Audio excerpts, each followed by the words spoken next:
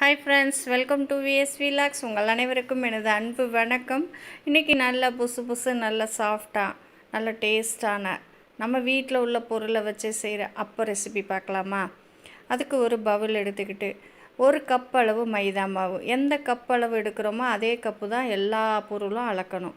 ஒரு கப் மைதா மாவுக்கு அரை கப்பு ரவை, அரை கப்பு சுகர், இதில் கொஞ்சமாக ஏலக்காய் தூளும் கொஞ்சமாக ஒரு சிட்டி அளவு உப்பும் போடணும். ஏலக்காய் தூள் ஒரு 1/4 டீஸ்பூனும் உப்பு ஒரு சிட்டிகையும் போட்டு நல்லா கலந்துக்கலாம். இதை எல்லாம் கலந்ததுக்கு அப்புறம் நல்லா காய்ச்சி ஆற வச்ச பால் ஊற்றி பிசைகிறப்போ இந்த டேஸ்ட்டு நல்லா இருக்குங்க, இந்த அப்பத்தோட டேஸ்ட்டு. அதனால் நல்லா காய்ச்சி ஆற வச்ச பால் ஒரு அரை கப்பு எடுத்துக்கலாம். அதை ஊற்றி நம்ம நல்லா கலந்துக்கலாம். இதோடையவும் அரை கப்பு தண்ணி, அந்த அரை கப்பில் பாதி ஊற்றி கலந்துக்கலாம். தண்ணி அதிகமாகிடக்கூடாது, அதனால் பாதி கலந்துக்கிட்டு தேவைப்பட்டால் ஊற்றலாம். எனக்கு 3/4 கப்பு தண்ணி தேவைப்பட்டதுங்க. ஏன்னா நான் மாவு குவியலாக எடுத்ததுனால கொஞ்சம் தண்ணி அதிகமாக தேவைப்பட்டது. நீங்கள் அந்த தண்ணி அளவை பார்த்துக்கோங்க. இப்போ நான் அரை கப் பால் அரை கப் தண்ணி ஊற்றி மிக்ஸ் பண்ணியிருக்கேன். தண்ணி இன்னும் பத்தலை.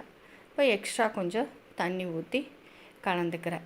ஏன்னா சுகர் இன்னும் கரையலை. ரவை போட்டிருக்கிறதுனால இதை ஒரு அரை மணி நேரம் ஊற வைக்கணும். சுகர் கரையிறப்போ அந்த தண்ணி கரெக்டாக இருக்கும்.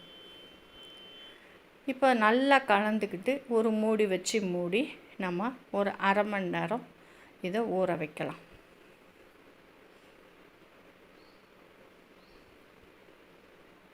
அரை மணி நேரம் கழித்து நம்ம அதை திறந்து பார்க்குறப்போ ஓரளவு கட்டிப்பட்டிருக்கும். ரவை நல்லா ஊறி ஓரளவு கட்டிப்பட்டிருக்கும்.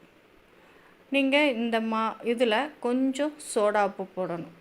1/4 டீஸ்பூன் சோடா உப்பு போட்டு நல்லா கலந்துக்கலாம்.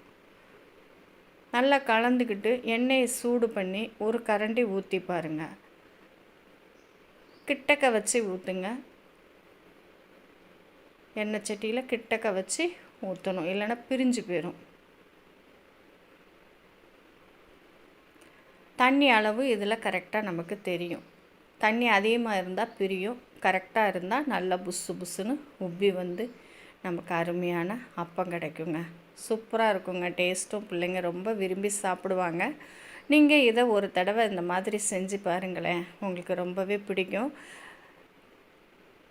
இந்த வீடியோ உங்களுக்கு பிடிச்சிருந்தா உங்கள் ஃப்ரெண்ட்ஸ் சர்க்கிளுக்கு ஷேர் பண்ணி விடுங்க. நெக்ஸ்ட் வீடியோவில் பார்க்கலாம்.